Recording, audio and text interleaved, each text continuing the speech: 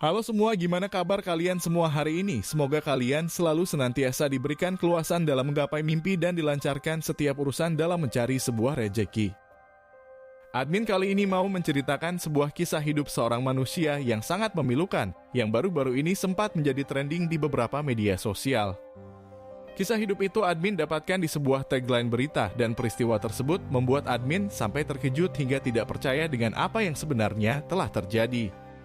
Peristiwa yang mengerikan itu terjadi kepada seorang wanita yang berparas sangat cantik yang bekerja di sebuah perusahaan tekstil di Kabupaten Kediri.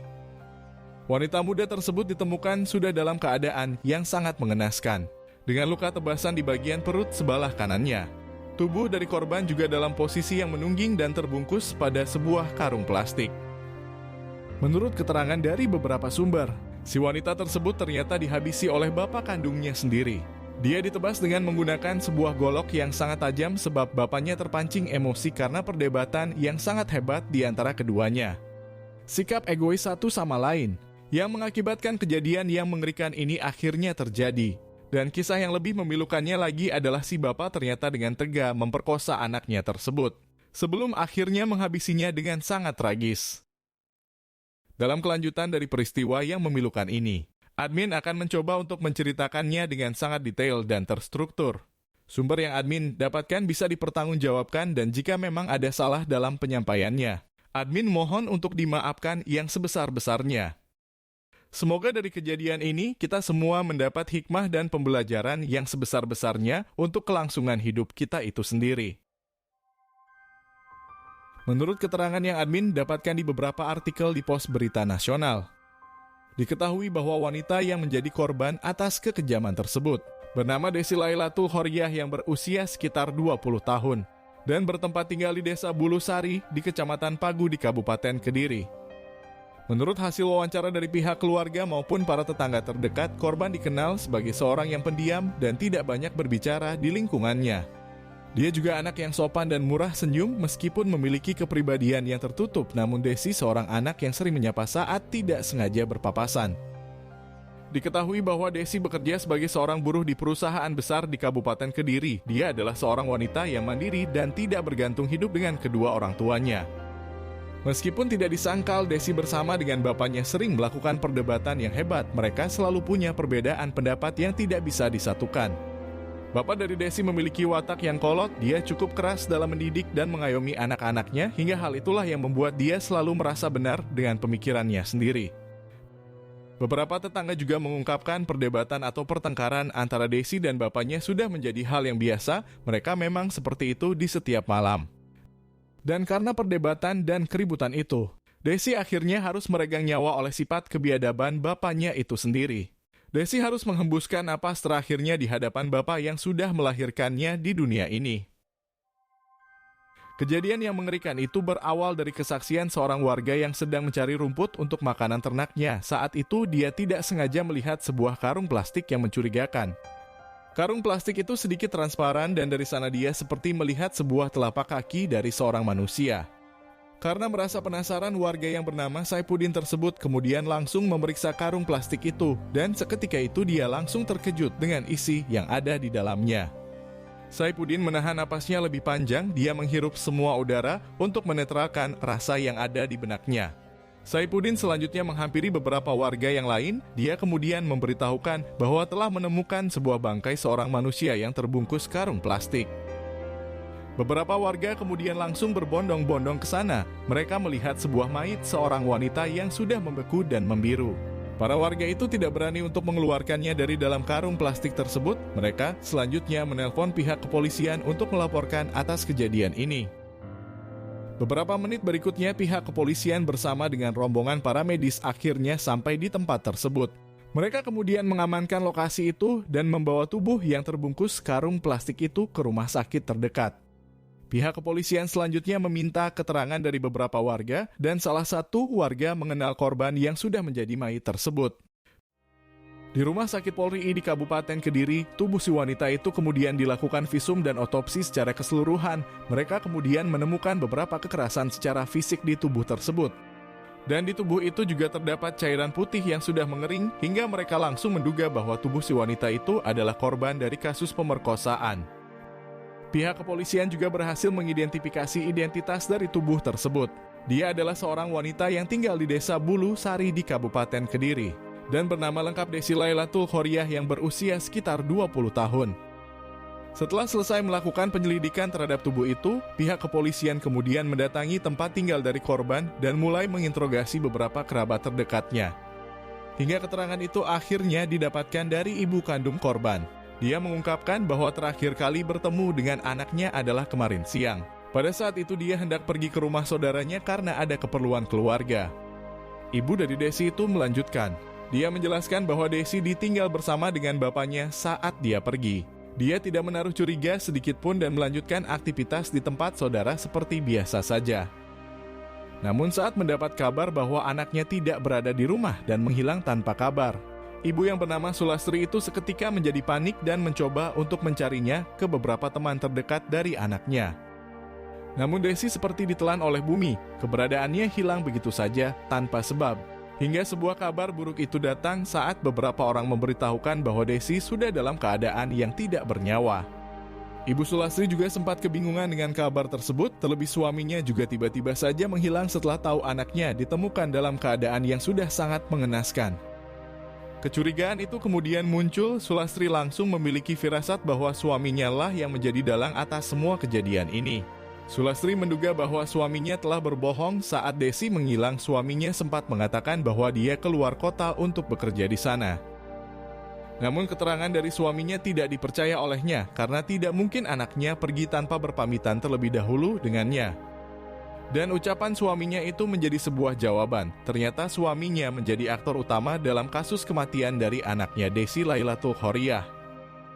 Setelah mendapat keterangan ibu kandung dari korban, pihak kepolisian kemudian mulai memecah masalah ini secara dinamis dan sistematis. Mereka selanjutnya mencari beberapa bukti pendukung dan satu orang tetangga terdekat dari rumah korban menceritakan bahwa dia mendengar keributan antara Desi dan bapaknya. Saat itu dia hendak pergi untuk pengajian dan dia hanya menganggap pertengkaran itu persoalan yang biasa terjadi di keluarga korban. Dia kemudian tidak menghiraukannya meskipun keributan tersebut terdengar tangisan dari korban itu sendiri. Namun karena dia ingin pergi pengajian, dia hanya melewati rumah korban tanpa sedikit pun mengintip ke dalam. Dari hasil beberapa bukti yang didapatkan itu, pihak kepolisian mulai melakukan pengejaran dan penangkapan terhadap terduga pelaku. Dan setelah beberapa hari kemudian, petugas gabungan dari pihak kepolisian berhasil menangkap terduga pelaku itu di wilayah Kabupaten Tulung Agung. Dia akhirnya mengakui semua perbuatan yang sudah dilakukan terhadap anaknya sendiri.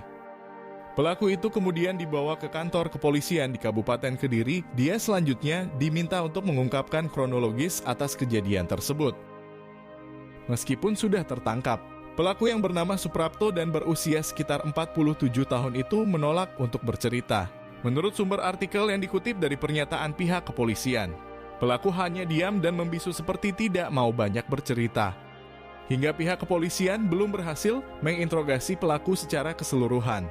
Namun admin akan menyimpulkan kronologis yang terjadi dari beberapa sumber yang sudah admin dapatkan dan juga tentu dari sedikit pengakuan pelaku kepada petugas kepolisian. Kejadian tersebut terjadi pada hari Rabu di jam 1 siang. Saat itu Ibu Sulastri meminta izin kepada Desi anaknya untuk pergi ke Blitar dan akan menginap di sana. Desi akan tinggal semalam bersama bapaknya di rumah karena setelah mengantarnya ke Blitar, dia akan kembali untuk pulang. Ibu Sulastri selanjutnya dibonceng mengendarai sepeda motor oleh Suprapto dan setelah sampai di tempat tujuan tersebut, Suprapto berpamitan untuk kembali ke rumahnya. Ibu Sulastri juga sempat berpesan tolong membelikan makanan untuk Desi saat dalam perjalanan menuju pulang tersebut. Setelah Suprapto sampai, dia kemudian mengganti seluruh pakaiannya dan selanjutnya beristirahat di ruang tamu. Saat itu Desi juga sedang berada di dalam kamarnya, dia juga sedang beristirahat sambil memainkan ponsel miliknya. Karena anak dan bapak itu mengalami sebuah konflik permasalahan, awalnya mereka hanya diam saja dan tidak saling bertegur sapa. Namun Suprapto kemudian masuk ke dalam kamar dari anaknya, dia selanjutnya memulai untuk melakukan perdebatan di antara keduanya. Masalah di antara mereka belum sepenuhnya diungkap oleh Suprapto di kantor kepolisian, namun kuat dugaannya karena masalah percintaan dari anaknya yang tidak disetujui olehnya. Singkat cerita, perdebatan antara bapak dan anak itu tidak bisa terhindarkan, mereka saling adu kuat otot dalam keributan tersebut. Desi yang merasa bahwa dirinya benar, dia terus melakukan pembelaan atas tuduhan yang dilancarkan oleh Suprapto.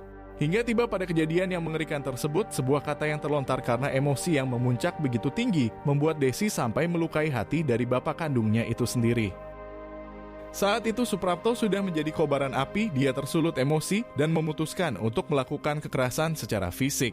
Suprapto menampar wajah dari anaknya, dia tidak terima dengan perlawanan dari Desi yang seperti anak yang durhaka. Emosi yang berada dalam diri Suprapto berakhir pada situasi yang sangat tidak terkendali. Setelah menampar wajah dari anaknya itu, dia kemudian memukul kepalanya dan menendang tubuh dari Desi anak kandungnya. Saat itu Desi mencoba untuk melakukan perlawanan, dia menangis berteriak dan mencoba melarikan diri dari sana. Namun usahanya tersebut gagal, bapaknya menarik rambut dari Desi dan membanting kepalanya ke tembok kamar itu. Desi langsung sempoyongan, dia sedikit tidak sadarkan diri dan langsung tidak berdaya. Namun Suprapto tidak juga menghentikan aksinya itu, dia kemudian mengambil kawat dan menjerat leher anaknya dengan begitu sangat kuat. Suprapto juga terus-menerus membanting kepala anaknya ke tembok hingga Desi akhirnya benar-benar tidak sadarkan diri. Suprapto yang sudah dikendalikan oleh nafsu kemudian mengambil sebuah karung plastik di gudang dan dia berencana untuk mengemas tubuh anaknya ke dalam karung tersebut. Suprapto juga tahu bahwa anaknya masih bernapas, namun logikanya sudah tidak terpakai dan emosinya menuntun pada sebuah amarah dan nafsu yang sangat mengerikan. Desi sudah dalam keadaan yang sangat tidak berdaya, dia masih bernapas namun tubuhnya sudah sangat lemas. Suprapto selanjutnya mengikat tangan dan kaki dari Desi dan kemudian memasukkannya ke dalam karung plastik tersebut. Hingga setelah berhasil mengenas anaknya itu, dia kemudian membawa dan menentengnya untuk mencari tempat pembuangan. Saat itu malam sudah berkelanjutan dan akhirnya dia berhasil menemukan sebuah parit yang berada lumayan jauh dari rumahnya. Parit itu tersalurkan oleh air sawah dan Suprapto membuangnya di sana tanpa ada belas kasihan sebagai seorang bapak kandung. Suprapto membenamkan tubuh anaknya ke dasar dari parit itu dan kepala dari Desi ditenggelamkan ke air sawah tersebut. Setelah melakukan itu semua, dia kemudian kembali pulang ke rumah dan bersikap seperti tidak terjadi apa-apa. Dia juga bersandiwara di depan istrinya, dia benar-benar menjadi aktor dalam kisah nyata yang sangat mengerikan. Diketahui dari hasil pemeriksaan tim medis, Desi sebenarnya masih dalam keadaan yang bernapas saat berada di dalam karung plastik tersebut. Namun sayangnya parit yang berisikan air sawah itulah yang akhirnya membuat Desi kehabisan napas di sana. Menurut beberapa sumber yang admin dapatkan, Suprapto kemudian divonis hukuman seumur hidup jika terdapat unsur pembunuhan yang terencana. Dia juga masih memilih untuk bungkam dan belum mau menjelaskan atas kronologis dan motifnya secara keseluruhan. Semoga kisah ini bisa menjadi pelajaran untuk kita semua, terlebih sebuah emosi yang menjadi faktor utama dalam kejadian ini. Beberapa keterangan yang saya dapatkan diambil dari sumber artikel berita nasional. Jika ada kesalahan maupun salah dalam penulisan, saya berharap dikoreksi dan dimaafkan yang sebesar-besarnya.